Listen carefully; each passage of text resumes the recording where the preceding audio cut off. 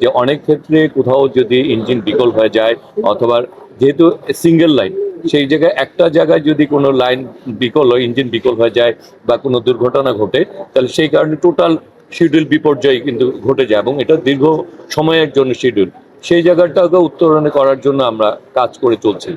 আমরা চাই আমাদের সীমিত সম্পদের সর্বোচ্চ ব্যবহার করে অগ্রাধিকার ভিত্তিতে সীমাবদ্ধতার মধ্যে যাতে আমরা সর্বোচ্চ সেবাটুকু দিতে চাই।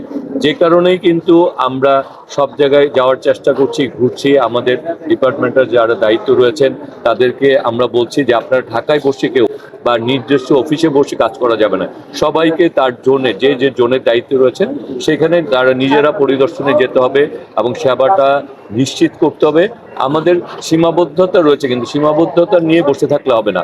সেই সীমাবদ্ধতার মধ্যে আমরা যাতে সর্বোচ্চ সেবাটুকু দিতে পারি এবং আমাদের যেহেতু আমরা জনগণের ভোটে নির্বাচিত এবং সেই কারণে আমাদের জনগণের কাছে আমাদের জবাবদিহিতা রয়েছে, সেই জবাবদিহিতার জায়গা থেকে আমাদেরকে চেষ্টার অথবা কোনো কমতি থাকা যাবে না, দায়িত্বের কোনো অবহেলা আমরা মেনে নিব না।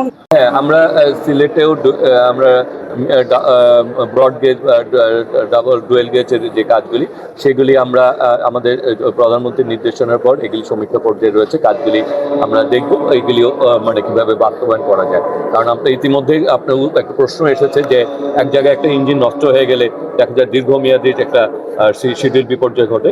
সুতরাং এই জায়গায় উত্তরণ করতে হলে তবে ব্যাপারটা হচ্ছে একটি কথা মনে রাখতে হবে যে ইচ্ছে করলে রেলের যে কোনো পরিবর্তন আমরা একদিনে বা এক মাসে করে ফেলতে পারবো। আমাদের যে অন্যান্য যে সাপোর্টগুলি দরকার সেগুলি প্রাপ্তির উপরেই কিন্তু আমাদের সমস্যার সমাধান, এবং সেখানে লোকোমোটিভ কোচ এবং আমাদের রেল লাইন সেইগুলি সমন্বয় করতে পারলে আমরা এগুলি করতে পারছি। যে আমাদের লোকোমোটিভের সংকট রয়েছে, আমাদের যে ইঞ্জিনগুলি লোকোমোটিভগুলি এখানে ব্যবহার করা উচিত সেই 30 সিরিজের লোকোমোটিভ ব্যবহার করে, সেখানে অনেক ক্ষেত্রে 29 সিরিজের লোকোমোটিভ ব্যবহার করা হচ্ছে। আবার যেখানে আমাদের দেখা যাচ্ছে যে আমার 30 বা 35টা লোকোমোটিভ দরকার, অনেক ক্ষেত্রে দেখা যাচ্ছে যে আমি 14টা বা 15টা ভালো পর্যায়ে রয়েছে, বাকিগুলি অনেকটা রিপেয়ারিং করে বা মেরামত করেই কাজগুলি চালানো হচ্ছে।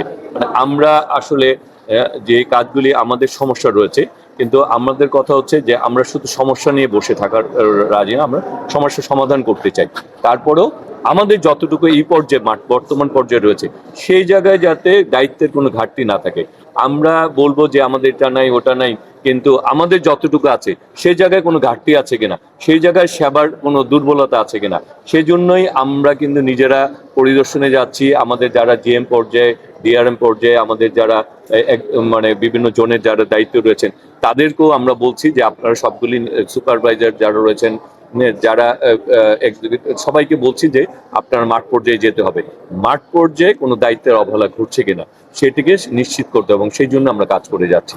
হ্যাঁ, আমরা এছাড়া যে সীমাবদ্ধতা রয়েছে সেগুলি উত্তরণ করে কিভাবে লোকোমোটিভ বাড়ানো যায়, কোচ বাড়ানো যায়, এবং সেই জোনে মিটার গেজে যাতে যাত্রীদের সমস্যাগুলি আমরা কাজ করছি। আমাদেরকে আসলে সময় দিতে হবে। আর এগুলি তো ব্যাপার হচ্ছে ইচ্ছা করলে আমি লোকোমোটিভ ইচ্ছা করলে একদিনে এটার বৃদ্ধি করতে পারবো না। এগুলির জন্য যে প্রসেস আমরা কাজ করে চলছি।